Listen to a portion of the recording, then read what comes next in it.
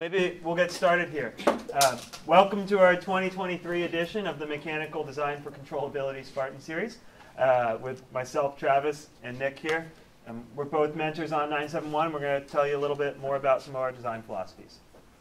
So what's our goal here? So some of you may be aware we did a talk about, or I did a talk about 6 years ago on design for controllability, talking about the design approaches we use to build robots that were controllable like we had been building. So we've been building on those concepts and using those within the team for the years since then. We learned a lot in 2018 and we've learned a lot since then. And really the point of this talk is to talk about what have we learned in that process and sort of what are the lessons that we've taken from, in particular, 2018 and how do we apply that into building our 2023 robot arm. And then we'll talk about how that all turned out. So just a note for those up front, it's not required to have seen the previous talk, obviously, but just there are some concepts in there that are certainly relevant here that we won't be covering here. And if you've seen the talk, that's good. And if you haven't, recommend you go look that up on the YouTubes later and check that out. So a brief outline of what we're going to be covering. We're going to start with what were our design goals at the beginning of the season for the arm. Then we'll go through how we selected the kinematics or the different links geometry for the arm. We'll talk about how we use simulation to inform our design and our choices there. We'll go through how we applied that to the different component selection that we did and how we optimized for stiffness there. We'll talk about some other design considerations, and then we'll wrap that up with how it all turned out and what our conclusions are. We're going to have hopefully time for questions along the way, but often this goes best if people ask the questions as they come up. So please feel free to raise your hand, and or if you have questions, just pause this and raise your hand, and we'll address those as we go along, and then we'll have time for questions at the end. Any questions? Okay, good. Cool. Start with what our design goals were. So these came out of, so this is talking about the ARM subsystem in particular. These came out of our larger strategy design, or larger strategy direction and what we were trying to do. So the first goal that we had is that we wanted to be able to pick up in place from both sides of the robot. Part of that was driven by, we wanted to be able to not have to turn around in the middle of the field as we were coming from one side to another so that we could have faster cycle time there. So that was the first constraint that we had. Second constraint is that we wanted to be able to score quickly. You win matches when you score more points, and so we want to try to optimize the arm for supporting that. And what of that, how do you score quickly? We broke that down into two key things. One, we wanted the arm to be able to move quickly, so think about going from like a stow position to a place position. You want that motion to happen quickly so that you're not waiting on the arm. You can be too fast, but often we think about it as, in general, you're trying to, in the time you kind of come into the protected zone or come into that final scoring position, you want the arm to be ready before the driver's ready and lined up. The other thing that sort of couples into that, and it's one thing to have the arm to move quickly, it's another thing for the arm to be stable while it's doing that. And so, you can move the arm really quickly, but then it could be a little floppy and it could be vibrating around. Maybe you've seen robots that have done that. Maybe you have robots that have done that. So it was also important to us that once the arm moved to the spot that it needed to get to, that the arm was stable. It didn't move a lot, and therefore the same theme. Therefore, the drive team and the drivers could place the scoring object quickly, get out of the way, and go on and do the next thing. Next thing here is we wanted to be able to maintain a low center of gravity on the arm, and so that we could support having a low center of gravity on the whole robot. That's important because A, you don't want to tip, and B, you also want the driver to be able to drive the robot as fast as they physically can and not have to worry about moving too suddenly, having the robot fall over, or having to worry about whether the arm's up or in certain positions and whether it will tip or not. So just better if you can have a lower center of gravity, you go quicker that way.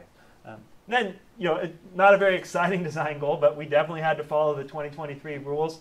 And if you guys remember, there were limits on extensions, extension limits, and as well as there's the starting configuration that you have to fit with them. Cool. So it's kind of the start of this all. This is day 2 or 3 of the season. We needed to figure out, hey, what type of arm were we building? What's the overall configuration of that? The technical term for that is the kinematics. So it's the kind of the how many links, what length are the links, and and how do those sort of fit together into the arm? Where are all the degrees of freedom? We selected that by using what we call, doing what we call CorelCAD. Basically, we started with 2D sketches trying to capture the essence of what our robot was trying to do. And what this let us do is, by working in simplified 2D sketches, we're able to test a lot of different ideas and talk about the pros and cons and trade-offs between different arm robots without having to get too far into the details here. So three designs that we looked at here. We looked at a pink arm, which is, that's an arm that Team 233 has done a lot. It's got one pivot in the middle, and then it's got an extension, and that lets it sort of reach all over the place. So that's one arm. We looked at, an arm geometry, double jointed arm looking like our 2018 arm. We certainly had a lot of experience with that. We started out, so we looked at what that would do. And then we ended up looking at this higher offset pivot here. So a couple things that sort of drove our design path here. On the pink arm here, in order to be able to switch to different sides and be able to have the reach that we needed, we either needed to put our pivot point high up, which would be unfavorable CG, or have a lot of extensions in our elevator there, and which we thought would be hard to make stiff. So we sort of moved away from this in favor of a double jointed arm. When we looked at this sort of more like 2018 geometry, there's two things in here that we ended up trying to move away from. One was that the links here are rather long. If we think about having something be stiff, long things are harder to be stiff. So this was going to be, we are going to have to be real careful about our component selection if we wanted this to not vibrate too much on us. And then the other thing is that we kind of had this dual requirement. If you want to be able to be sort of straight on for picking up from the human player station, you also wanted to be straight on for picking up off the ground. So this was good at the human player height, but it was harder to, there wasn't a good ground pickup configuration. And that led us to this arm here. We found that by offsetting the pivot to the back of the robot or the front of the robot, however you looked at it, and then putting it sort of more in the midpoint of the robot, we could both be sort of straight on for up top and then have this nice semi-protected straight on for ground pickup, be able to swap between those. And there's a front and a back on both of those. And then, and that would also give us a shorter link length so that we had higher stiffness from that. We like this sort of configuration a lot. We liked all those features here. One trade-off that we had with this is that because with the arm off-centered, it was shorter reach to the top from one side, but you couldn't reach the top guy on the other side. We talked about the strategy implications of that and decided that we were fine with that. There's acceptable trade-off to compromise on our initial goal in that aspect to be able to simplify the design and increase our chances of being successful there. So we went through this comparison here, and we ended up selecting the design here, which looks familiar to those. Should look familiar, folks. Once we selected things in the 2D, it's kind of hard to move the CAD model around, and we had some questions about sort of what path would the arm take, or making sure we had the stow positions and all of that, right? So we actually found a lot of value in creating this little scale version Lego model. So what we did is, you'll notice down here, this is the same drawing that you saw on the previous page. We figured out what a fundamental Lego unit we wanted to use, and then we made it to scale, and then we made Lego things that had all the same links and everything. And here's our scoring object. So we were able to go through. We were able to see what sort of paths we would use with the arm and make sure that it met all of those requirements that we had. And then we also were able to. We made a version that had the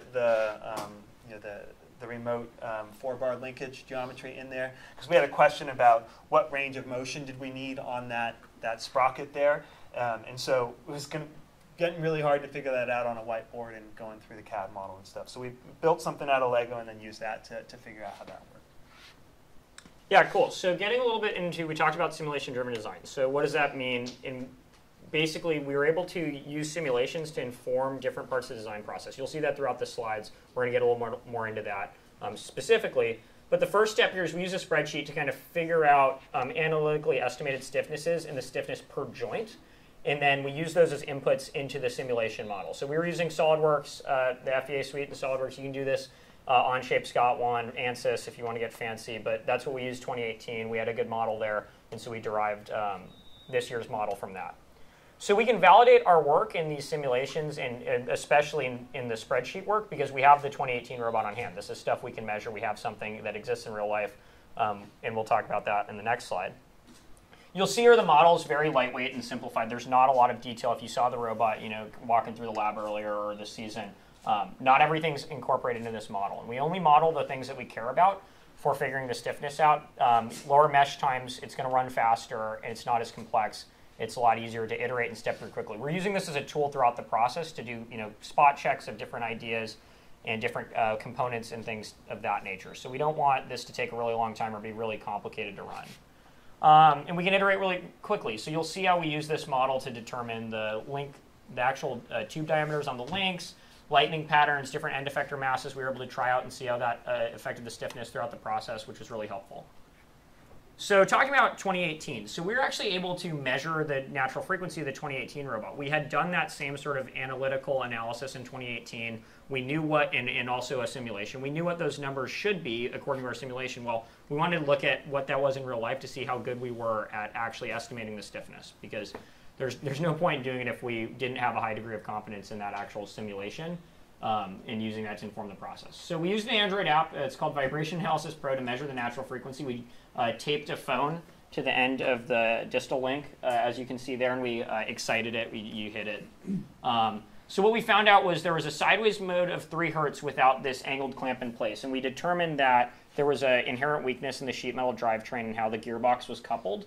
So to get rid of that, because that wasn't intentional in our model and captured in our previous model in 2018, we used a big angled plate clamp to the gearbox to stiffen it. Once we did that, we figured out there was a vertical first mode of 4.2 hertz, which is the up and down. And so we kind of were thinking a design target for this year's robot of 4 to 5 hertz, given that was reasonable. The 2018 robot performed rather well, given that 4.2 hertz. Even the 3 hertz was fine. So we figured that would be a good target, and you can see some pictures here of Expert Exciter. And there's the phone, and there's what the actual readout looks like when you get your numbers there. Yeah, and just for folks who may not be familiar with the concept of natural frequency, we're talking about sort of how much does the arm vibrate, the frequency at which it vibrates when you sort of do a motion like go and stop. That's captured with the natural frequency. Right. So a higher frequency is a better design. Yeah, we have less settle time. Things don't move around as much. Like Travis said earlier, we're able to pick in place quicker. We don't have to wait for things. So that's all very advantageous.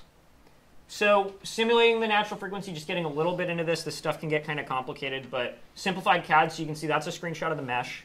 So we try to keep the CAD really simple, so you don't need a super high-end computer to mesh it and run it, because you're going to have to, when you change things, you're going to have to do that every time. So we wanted to keep that simple. We used pin joints in SolidWorks to estimate the transmission stiffness, so we analytically calculated the various rotational stiffnesses at the proximal and the distal joint. So that's here and here.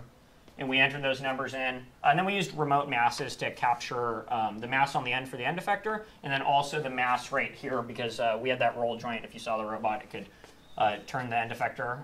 And so that had a non-zero mass. It wasn't just like the mass of the joint. We had a motor there and some bearings, and that adds up. So we wanted to capture that in the model. Another interesting thing we did is the roll joint can actually affect the stiffness, the bearing contact in there, and how that bearing seat's designed. So we did a really simple model of those bearings on the part for the end of the distal joint, and we added some relations in with the stiffness numbers we calculated. We'll get to that in a minute. So here's a real quick detail. It's just a frequency study in SolidWorks. You can see adding the remote masses. You're just clicking the face that the mass is at, and you're putting in an amount in pounds or your favorite unit of measurement there. And then here's the pin joints. You can see we put a rotational stiffness in Newton meters per radian that we calculated out in our spreadsheet. So 2018's model, we measured that first mode at 4.2 hertz. Well, the simulation said it was going to be around 10 hertz. So clearly there was something off in the process here. So we started to think about what that could be. One of our key suspects was maybe the end effector mass was different. That can affect your natural frequency quite a bit, right? Because it's all the way out there at the end of the distal link. This is easy to find out, right? We weighed it. It was exactly what we thought it would be. It was exactly what it was in CAD.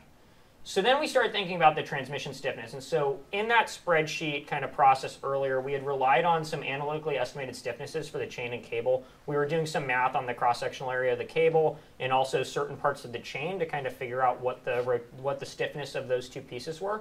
And this seemed like it could be suspect. We were kind of looking through and trying to backtrack what we had done in 2018. And we couldn't make sense of it. Couldn't make sense of it, right? There was some interesting stuff with the cross sections of the various pieces of chain and things like that. So what do? We pulled some chain and cable on an inchtron to actually measure the elongation and figure out what the stiffness is. There's some good photos on the next slide. So once we actually did this, and we went through the spreadsheet, updated our numbers, and then we put them back into the same simulation from 2018. We ended up with a stiffness simulation result, first mode of 4.3 hertz, which pretty well matched the 4.2 hertz. I mean, off by 0.1, it's totally fine for what we're doing. And within the measurement. Within the measurement error, right? So we were happy with that. So here's some pictures of us pulling the chain and the cable on an inchtron. So you can see here the extension versus the load, so that's how much it elongates for a given load. And we were able to actually experimentally determine these stiffness numbers instead of us trying to kind of come up with stuff. And then we ended up with a compliance per unit length, and we can kind of compare and see that the cable is our baseline, and then how much less stiff the various types of chain are. That's that normalized compliance there. And you can see a couple pictures of how we set up, clamp the cable, and the chain. Yeah, we talked a lot about stiffness, and then we just threw in compliance. Compliance is 1 over stiffness. Yep. It's often when you're adding together multiple springs that are in series, it's easier. You can sum up the compliances where if you're adding springs, you have to add like 1 over and do all this some funky math there. Yeah. So it's just easier to talk about things in compliance. Yeah, easier to understand the differences between them. So, yeah. Cool. So that talked about the method that we use to evaluate our different designs. Now we're going to go through each of the major design areas within the ARM and talk about how we use that methodology to select the different components. So we'll talk about our carbon fiber tube choice. We'll talk about our chain versus cable selection and some of the sizing on that. We'll talk about our sprocket and pulley sizes. We'll talk about a little bit more about our bearing calcs and the design there. And then we'll talk about the lightning holes in our structure. And as we talked about from 2018, we had a problem there with how we mounted things. We'll talk about the analysis we did to make sure we didn't have a problem this year. Yeah. So carbon fiber tubes. We got a lot of questions this season about carbon fiber. It was really cool to see a lot of teams kind of jumping into that space. So the first disclaimer is we're not experts in this, but this is kind of our understanding through research of the options and our experience in 2018 and this season. So when you start looking at tubes, these are kind of the 3 big hollow tube sort of construction methods. So the first is a roll wrap, which they take multiple sheets of pre-preg carbon fiber cloth and they wrap them at different orientations on a mandrel. So they've got a long tube that they lay cloth on with epoxy, and they change the orientation of the sheets, which gives you different properties. So this is nice because you can balance the layers for your application. You can choose kind of balance between bending stiffness and torsional stiffness and get something kind of in the middle. The con to that is it's complicated. So you're looking at, when you go on, these are from Rockwest Composites, kind of our preferred vendor. You'll see a table that actually tells you the different layers and the angles they're oriented at, and you kind of have to break that down and figure out what's best for your application. You can do filament wound, and these are pictures by the way. So this is a roll wrap, and then you can look at filament wound, which is 1 strand of carbon fiber. It's a continuous strand wrapped around a mandrel. They put epoxy in the middle. They vary the angles similar to the way they vary the pre-preg cloth on the roll wrap stuff. But the filament wound, it's really optimized for torsional stiffness. So you'd use this in like a drive shaft in a car, something with high torsional loading. But it doesn't have any axial elements, so it has poor axial stiffness. In this kind of application, it's not a very good balance between axial stiffness and like bending. So we didn't really go in that direction. Braided is what the proximal joint on the 2018 ARM was made of. It's a single layer of braided cloth around a mandrel. It's really cheap, but it has really poor mechanical properties, and the surface finish is really bad because it's just 1 layer of cloth and epoxy. So we basically learned from our 2018, we do a little bit more research. Right. Before buying the 2023. Yep. So we modeled the stiffness in that simulation with the properties of carbon fiber to kind of choose the diameter and wall thicknesses. We knew we kind of wanted to stay in the 2-inch diameter space. We looked at upping to 3 inches like the 2018 robot was, but we really didn't have that much of an impact on the natural frequency when we were changing the size. Far more impact on actually the wall thickness on the tubes. So we did 16th wall thickness on the distal tube, 1/8 inch on the proximal. That ended up working well. We had more torsional load on the proximal for sure, so that was totally fine. You can look at different modulus tubes. High modulus tubes are brittle and they're more expensive, so it's not exactly what you want to be using in FRC. So we just go with the standard modulus. This is a cool picture of one of the glue fixtures. There's a talk later on today that'll go a little bit more into that. But you can kind of see the texture on there of the cloth. So we like the roll wrap stuff. So we talked a little bit. Nick showed some data on the relative stiffness between chain and cable. We have two places in the robot where we needed to transmit torque from one part to another using some sort of chain or cable there. The first one is from the base gearbox up to the shoulder, and the second one is from the shoulder to the elbow for the remote forebar. So there are three different options that we considered for these. We considered 3/16 7x19 wound cable. We considered number 35 chain and number 25 chain. Things that we care about as we're making this decision is we care about the stiffness, we care about how heavy they are for the unit per unit length as well as the total system. We care about the design complexity of them. If we look at the stiffness of them, this is from the data that Nick showed. The 7x19 cable is the highest stiffness. The 35 chain is about as stiff. It's slightly less, but it's pretty comparable. And then the number 25 chain is roughly half. Then if we look at the weight side of that, it's nice. The cable there, it's the lightest per unit length, which is great. But we do have to consider that because the end terminations are a little bit more complicated and the sprockets and everything there are custom, it's a little bit heavier on the sprocket side than the chain is. So maybe as a system, it's light. You have to work hard to get the system to be lighter, but it's definitely a good option. Number 35 chain is 3.5 almost or 3.2 times as heavy per unit foot per foot as the 7x16 cable. So same stiffness but much heavier. And then as we go to the 25 chain, it's actually still it's still heavier than the the cable there. If we get to design complexity, the cable drive, that's the most complex one to do because it has very custom, you have to do very custom pulleys for that. The 35 chain, the design complexity is not that, both for both chains, design complexity is not that high. It also has the added benefit that it's really good for making reductions because it's easy to have different sizes of sprockets and use that as part of your transmission. So all in, as we looked across our different options in our two different applications, we decided to use the cable for the highest CG application, which is the remote forebar from the elbow or the shoulder to the elbow. And it's both higher CG and it's also a simpler application that we just needed to have a same size pulleys, and there was a partial, it only didn't need to go more than 360 degrees in rotation. So use the cable there because we could. And then for the lower CG items, for the gearbox from the shoulder joint down to the base, we opted for the 35 chain to prioritize the stiffness and sort of accepted that the weight is a little bit lower, and so we could live with that decision from a weight side. Yep. It's nice to be able to do the reduction fairly easily too with the chain, which we're going to talk about in the next slide. So a lot of questions we got this season about the big sprockets. We know this was a popular one. So the sprockets and the pulleys, the capstan diameter is to maximize stiffness. So when you're looking at this stuff, your rotational stiffness scales with the radius squared. So the sprockets were as large as they could be to still fit within the bounding box. We talked about staying compliant with the rules. That was the constraint there. The capstans, the pulleys, those were about as big as they could be and still be able to pass through the bottom of the robot and give us enough clearance to mount electronics and not hit anything.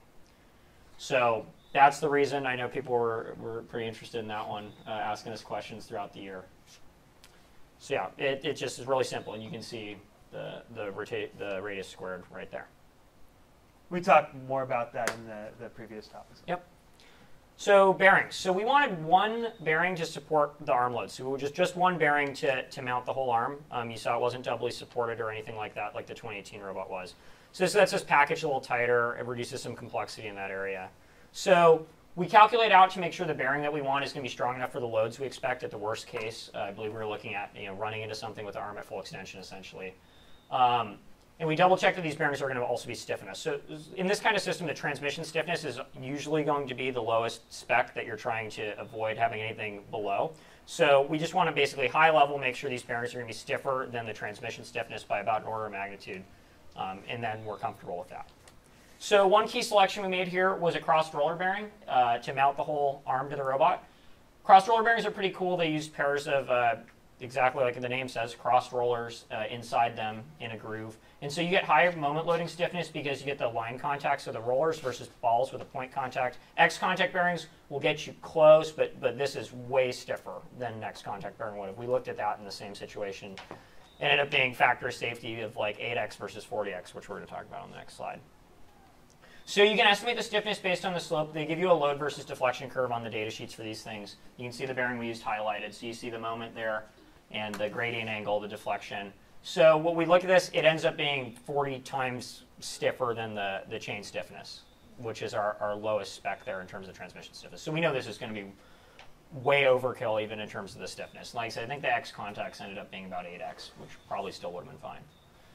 We assume our max load is 100 pounds at the end of a fully extended arm, 58 inches out there. Max load rating on this bearing says 16.5 kilonewtons. Factor of safety we ended up with about 1.6, which seems more than fine for what we're doing. And we were comfortable with that. So talking a bit more about how we use the simulation to kind of drive our design process when we're making decisions and kind of when we're iterating through different ideas. We wanted to optimize weight. We're nervous about having that big 4x4 tube in the center of the robot. 1/8-inch wall, those things are heavy. So we wanted to optimize the weight, but we don't want to adversely affect the stiffness. So we can test various ways of lightening this tube using our model in SolidWorks, which was pretty neat. So what we did was we tried different amounts of lightning hole sizes, different diameters, different positions, and we were able, because we had a really lightweight model that was quick to run, we were able to actually change these items pretty much real time and see how they work. So you see a little Slack conversation here of me posting some work we were doing on the various hole patterns. So this one had more holes than we ended up doing, and we suffered on the stiffness. So we tried it with less holes, spaced them out farther, and our numbers got a little closer to what we were comfortable with. And then another interesting thing we did, most people maybe didn't realize, is we machined 2 walls of this tube down from an 1/8 inch to a 1/16 inch. It was a lot of work, and it wasn't very fun, but we did it. And this was because when we were iterating through this model, we originally tried putting holes on those faces, and the FEA showed that when we changed to reducing the wall thickness, it's actually stiffer when that whole box is closed up on those 2 sides. So we were able, that was a pretty big decision, right? That's a lot of work, and we were able to verify that this was the right move through the simulation. Because really easy to edit, changing a couple numbers on those hole diameters and sizes and such. It wasn't complicated at all. Moved through it quickly, we were able to make decisions. So in the end, we targeted that 4 to 5 hertz, like we mentioned earlier, because we said 2018 worked pretty well. So in this configuration right here is showing that the joints are collinear, they're perpendicularly upright. We ended up with 5.3 hertz first mode stiffness and 4.3 hertz second mode. First mode was up and down, second mode left to right, and we were pretty happy with that. So gear ratios. So we had that big gearbox, right, driving the joints. So we modeled the gear ratios in software. We've got some folks that enjoy making this kind of tooling. So we've got software around to simulate the actual motions of the arm and model the joint torques, simulate an actual motion with a load applied to the end of the arm, and kind of guess and check and work through different gear ratios.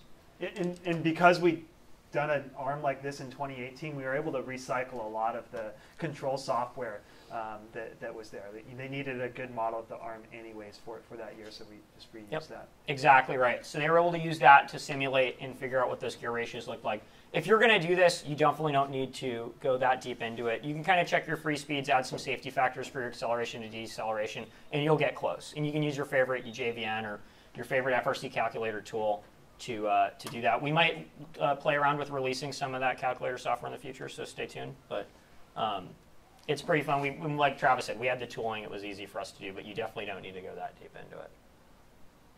So another interesting thing we did was we optimized, we glued all these carbon tubes to aluminum joint parts. They'll talk about that in the talk after this. So one thing we're able to do is look at kind of optimizing for manufacturability some of these joint parts, specifically these ones right here, which attach the proximal tube to the actual joint. So originally we were looking at this being one big part that was going to be a billet part. It was going to be the whole width of that, that space there. But deep bores are hard to machine. They cost weight, they're heavy, and we can kind of optimize for manufacturability with a little bit of math. So what we were able to do is we calculated out the load torque given the worst case on that joint. So we said, okay, we've got the arm at extension into something solid. We don't want to shear that glue joint. So we were able to figure out the bond area and the shear strength and use the shear strength of the glue that we were using to figure out our factor of safety. So when we looked at it, when we made this part 1 inch thick, split it up into 2 pieces, we ended up with a factor of safety of about 8.8 on a 100-pound side load, which was more than adequate. We were happy with that. So we replaced a big billet part. It would have looked something like this part with some clamping features with 2 little plate parts that we're able to make a lot easier than having to machine a big billet part, turn it to a precision inner diameter, and glue it. And it's lighter, so that was one of the big drivers there too. So it was plenty strong, but also simple to make. Talked a lot about mechanical components in the design. One component that sort of sits between mechanical and electrical is the wiring here. Wiring can be a real big pain if you don't design for it from the beginning. We've learned that the hard way. So we designed to route all of our cables through hollow joint centers. We found over the years that that's really easy to do from a setup perspective. It's low profile in sort of the overall package volume, and you can also get relatively high range of travel out of there, and it's fairly reliable. So that's the main thing we did. So here we've got kind of three different arm joints that we had to work through. There's the shoulder joint, there's the elbow joint, and then there's that roll axis. For the shoulder joint, the cables were coming through the tube, through a hollow center there, and they were twisting up inside of that tube area. For the elbow joint, they came down the outside of the proximal link, and then there's a 3D printed part that you can go check out that dives them down the middle, and then they twist up on the inside before they route down the middle of this distal tube, and there's just wind up over the total length to deal with the last roll joint. And then the other thing that we did here is that we've with an arm, it's a pretty exposed portion of the robot. There is a likelihood that at some point in the competition it's going to get damaged, or as we also found out at some point in the competition season, you may want to upgrade it and be able to swap it easily. So it's really great to be able to design for serviceability on this. And so what we did is we designed in a connector point right at the base of the arm. We could unplug all of the wires of the arm, and then there was, I think, 4 or 6 bolts that clamp the arm in. 6 bolts that clamp the arm to the robot. So you can fairly easily take that off. And shown down here is the arm subassembly. Laid out on the table. So we built 3 arms this year. We had 1 on each on the comp robot and the practice robot, and we had a 3rd arm that was our spare that we took to competitions. Another thing we talked about in the previous talk about how it's important to reducing backlash. It's important to reduce the backlash between the gear and the shaft. In gearboxes, the shaft backlash, that backlash on the hex between the gear and the shaft is the major source of backlash in the arm. And so it's important for controllability to sort of minimize that. In the past, we talked about we made these custom fancy machine shafts where we were using a CNC and interpolating the hex that was the precise fit. We found over the years that this was overkill, and it's a lot simpler if you just glue them on with Loctite, gap-filling Loctite. So that's what we've moved to, and you can see here. Here's just a standard hex shaft, and then if you took this apart, you would figure out that it doesn't come apart. It's a little bit, it takes a little bit of maybe a little bit more design consideration to make sure that you can still sort of take apart and service the gearbox. I think we only had one or two connections where we actually glued the sprocket on the outside, and we just said, well, gears don't usually wear out, so we're probably fine. Yeah. So that was, but a lot simpler than what we did before. Yeah, we did actually take these gearboxes apart a couple times. We'll talk about learnings later. You'll see that in the next slide. We just used a heat gun to release the Loctite, and it was fine, especially on those sprockets that were actually driving the prox and distal. So in-season changes, we didn't get everything right, and it happens. So some of the key kind of features that we didn't get right, on the first version of that gearbox, we had a belt on the first stage, and I believe for the distal, and that was under-spec'd. We were stripping belts, we were skipping teeth, especially when we'd come into the human player station. We were having problems with that. Or sorry, I was on the proximal. So yeah, we were coming in the human player station with the arm at like a 90, and if we would bump into it, we would skip teeth. If we moved the arm too quickly, we would skip teeth, and we end up with failing belts there. So what we did end up doing there, which is fairly easy was we increased to a 15 millimeter belt. If you look at your Gates Light Power Precision manual, this gets you a 3x multiplier on the maximum torque that belt can handle for the given pulley diameters. And so that brought us into a proper factor of safety of more than 1, and we were happy with that. It was a little work to kind of reshuffle the gear stack inside that gearbox, but we were able to make it work, print some spacers, had to change the width of the pot belts in there for that to all work out, but that was fine. A key thing in here that you can't see, we 3D printed the 15 millimeter pulley because you can get them, but then there's some post-machining work and things required. 3D printed that, and we insert a 18-tooth half-inch hex gear. So we have good strength on that hex, and we can glue it. Another issue we had was there was too much backlash in this gearbox. Even with all the gears glued and the glue on all the shafts, we still had some slop at the joints coming from the gearbox. What we did there was we undid the standard thing that everyone in FRC does, which is add 3 thou to your centers when you're designing gearboxes so they run nicely. For us, having less backlash was more important. We knew that gearbox was going to wear in throughout the season. So we cut new plates, removed that 3 thou distance, and then we made sure to be really religious about gap filling everything with a good amount of glue. That pretty much took care of that. Another interesting thing we did, we had that roll joint, that coaxial roll on the distal link. Originally, you can see in this picture that the pot was attached with a shaft collar to the versaplanetary shaft. And the problem we had with that was this, I believe that is that's probably a HDD belt, and it would skip. So we would actually, driving around or moving it quickly, we would skip teeth, and then we would end up not really knowing where that roll joint was in real life, which was a problem. So we revised the roll joint a few times, tensioning scheme. We ended up putting thin steel shims from McMaster between the actual 3D print and the actual roll joint there. We also printed a couple different versions that had various fiber infill, so when we torque down those bolts, it wasn't bending the print. And then we switched to a standalone sensor belt, which you can see here. We glued another pulley. We cleaned up that interface there, glued another pulley on the end with a little GT3 belt, tensioned it on both sides, 2 backside idlers, and that took care of any problems we had there. Standalone sensor belt was great. Cool.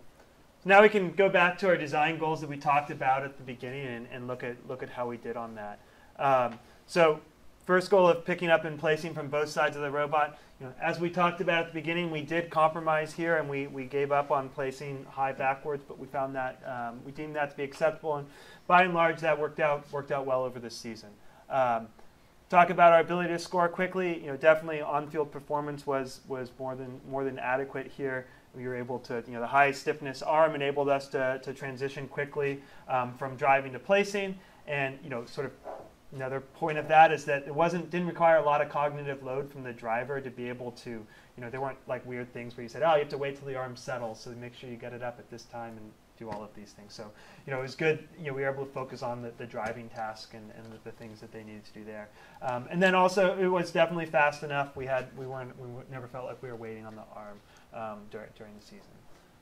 Talk about maintaining low center of gravity. We had no issues with the robot tipping. It was, the arm design was also light enough that it enabled us to add extra ballast underneath the robot to further help with the tipping nature. And the net result was that the robot CG was low enough that we didn't worry about it while we were driving. And then, as we sort of talked about, we were able to follow all the rules as we passed inspection at 3 events. So. So learnings for next time. So yeah, we'll say it. 5 hertz was still overkill. We at first we were doing the design process. We were looking at the numbers from 2018. We thought we were gonna have to target something around 10 because that's what we thought it was. Turns out 5 hertz was totally fine. We had a couple moments throughout the season where we had some doubts, and then when we got the robot on the field, we were like, this was totally cool.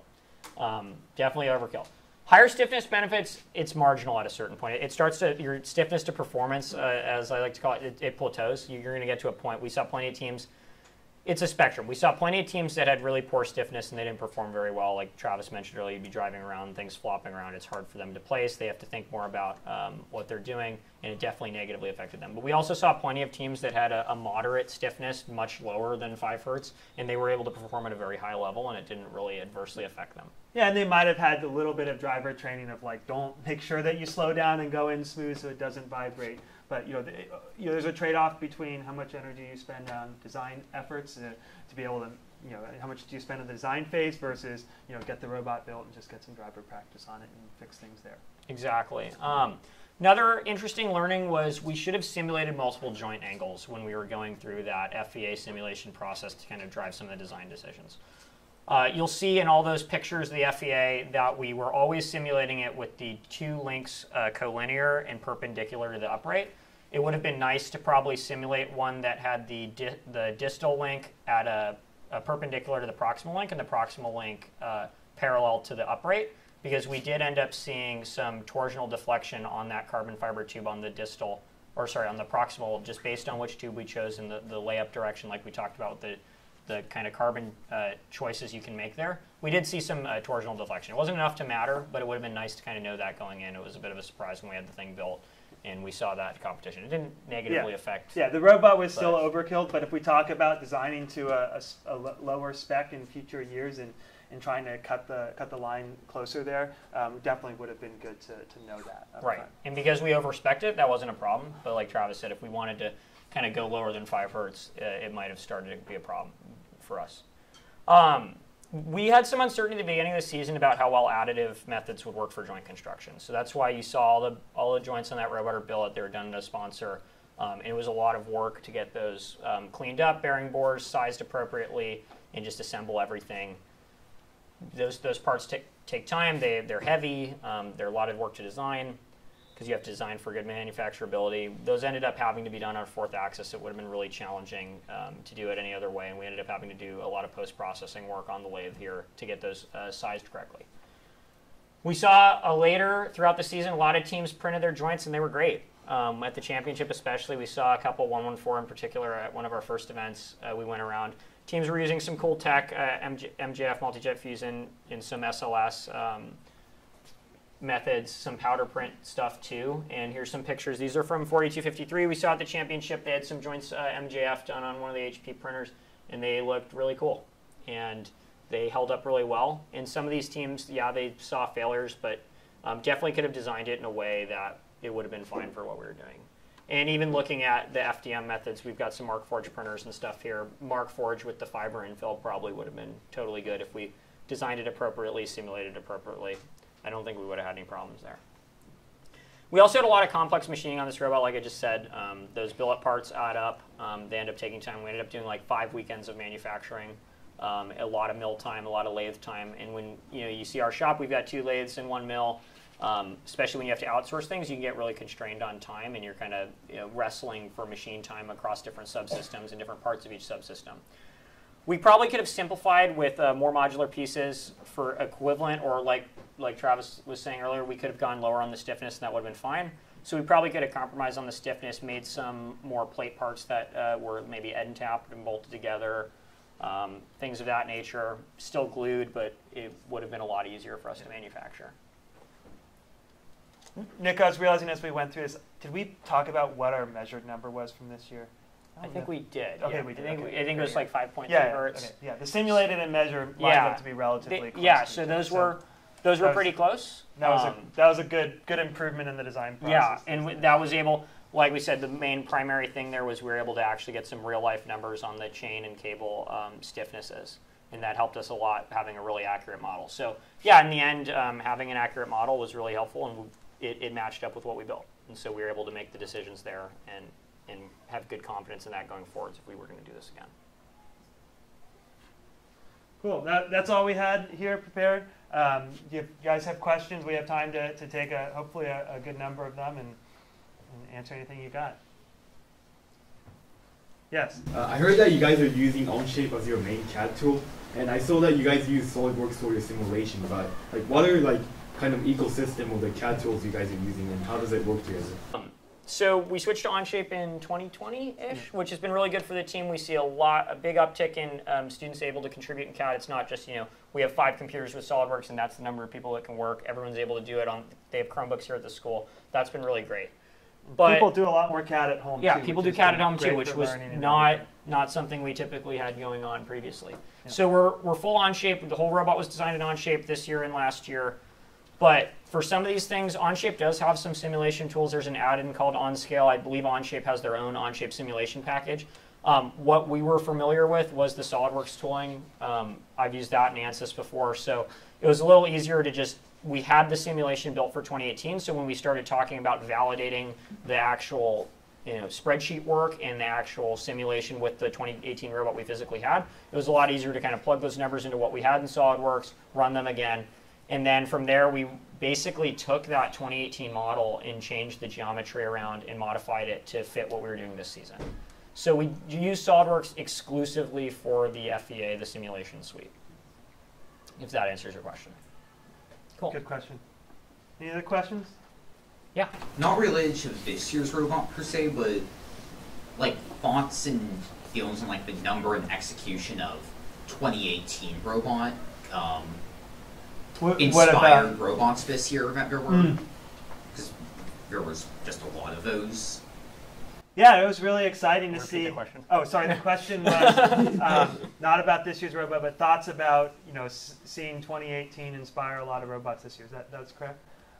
Yeah, no, it was really great to be out there and to see how many people were able to learn from what we'd done there and see how how the CAD and all the design work that we'd shared got used. I mean, when we shared the CAD, we had no idea how many people would be downloading it and looking at it that closely and using it to build robots and design robots of their own. So it was really great to see how much people had learned from that, and happy to see people leveraging what we've learned from the past. Yeah, we tried to visit a lot of those teams at the championship and check them out. It was cool to see like 176 Aces High using cable on their robot. That was really neat. Yeah. And some of the tech that started over like with us and kind of get greater adoption in the community was really exciting. Yeah, and we took a lot of notes too on things that people did that were things we didn't think of, and be like, oh, that'd be cool to do. So we took a lot of pictures and notes. Especially on things like the printed joints. We saw a lot of teams take really similar joint construction to 2018, print those, and have a lot of success with that. So that was cool to see because those were questions we had and we kind of wanted answers to.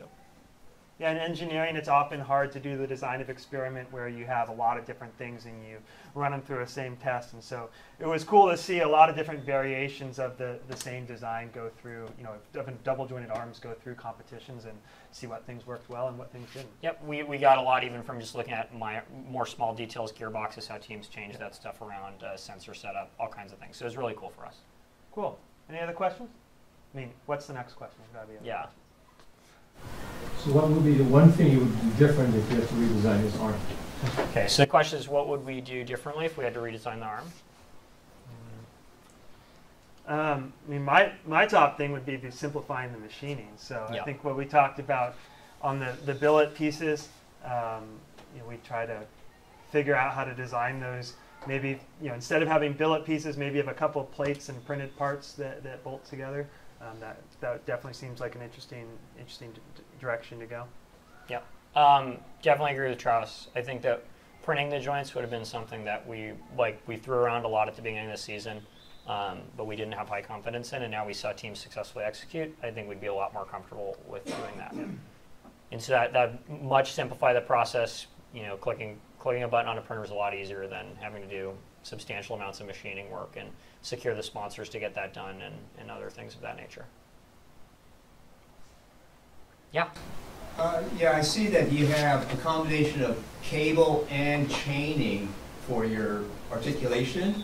And then have you thought about just having it all cable operated? Keep in mind that chaining is normally used to transmit power continuously, whereas on that arm, you're actually just using the chain to move it, 180 degrees or maybe 270 at most? So you're not even running the full... Yeah. So the question is chain versus cable and why we kind of made decisions to do chain and cable versus going all cable for the prox and distal remote. Yeah, and you also pointed out that you pointed out correctly that we don't have a large range of motion on these arm joints. Could we not have used cable for both of them? And a couple answers to that. One, we still needed to have a substantial reduction in our arm to basically, lower, get the speeds from the motor to the output to be matched up. And so, while it's only a few numbers of, it's less than a full rotation at the arm joint itself, with a reduction, there's many more rotations down at the base. So you start getting into more complicated pinion designs there, where you have, you have to account for cable walk and all sorts of things there.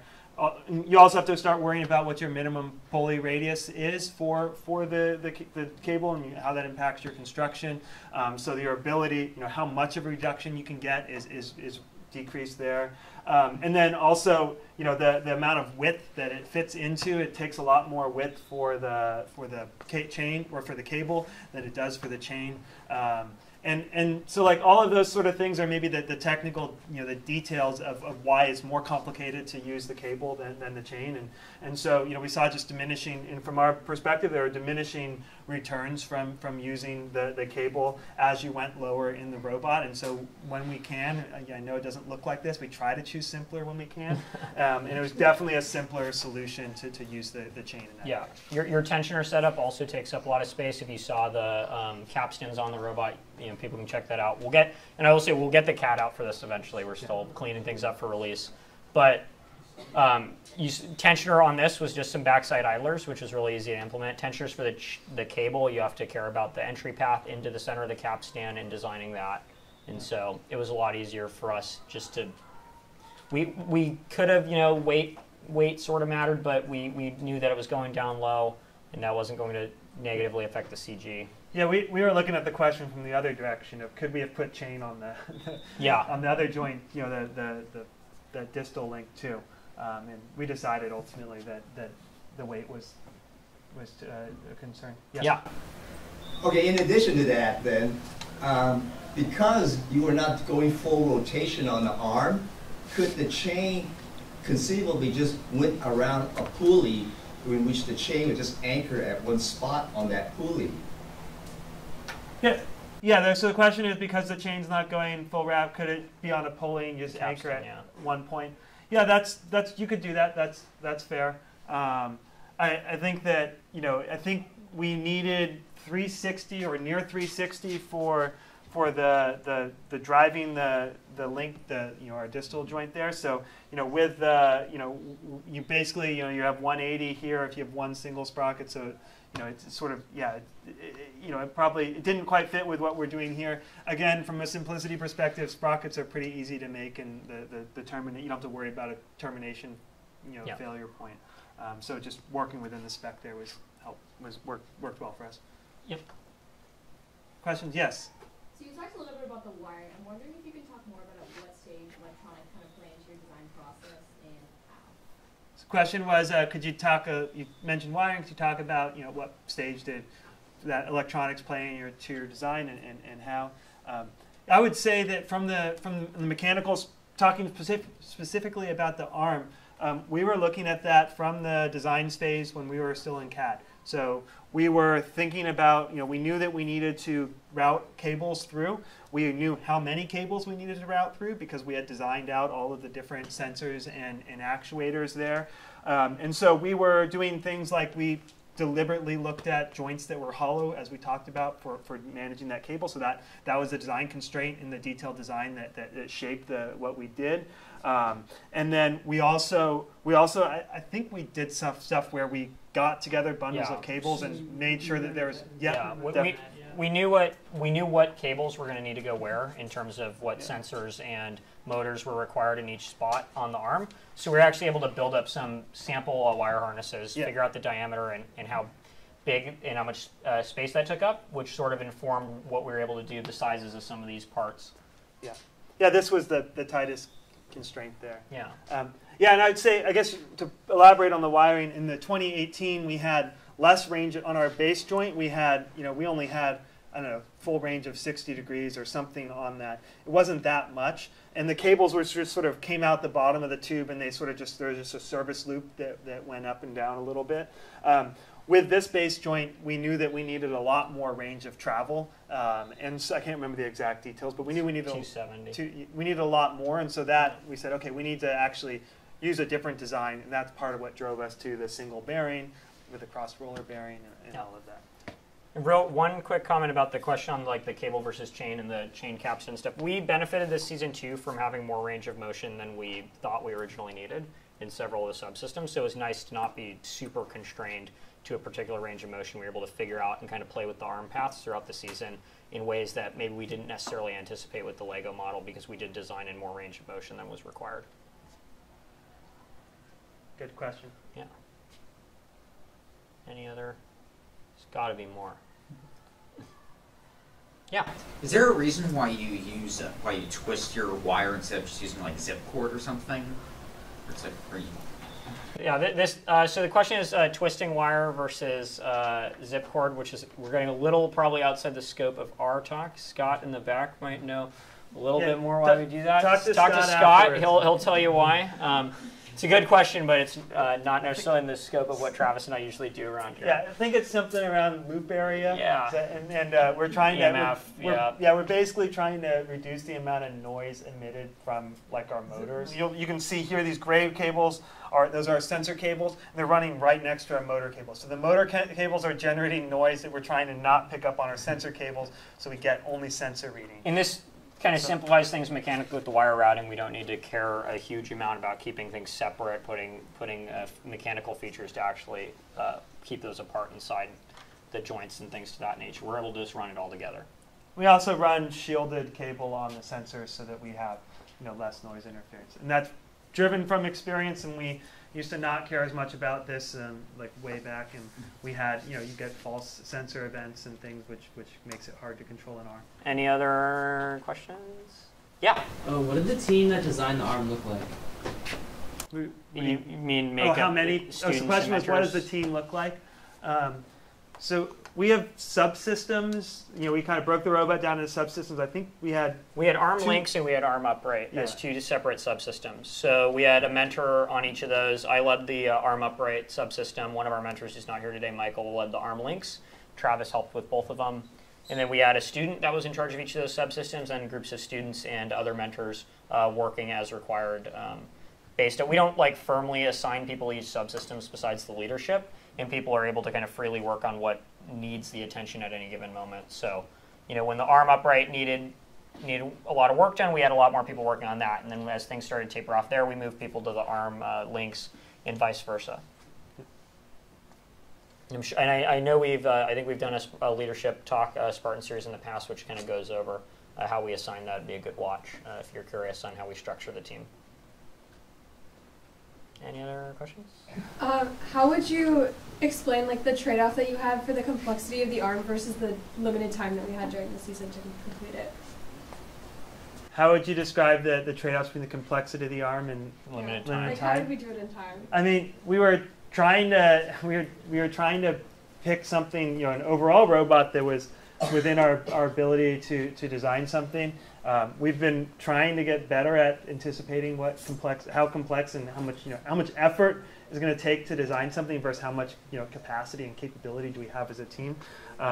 It's it's hard to do that precisely, and I guess in this case we probably underestimated all of the details that were required to do this. And the net result is, yes, it did work when we got it onto the competition field, but we were not done with enough time to do much practice and software and all of that. So next time we definitely, next time we go into a design like this, I think that we've got to figure out how to get some of the complexity out of it so that we can get it done and built in a time that is a more manageable season. So. Yep, and we're really lucky to have the experience of doing this before, so a lot of the code was able to be easily adapted for this season.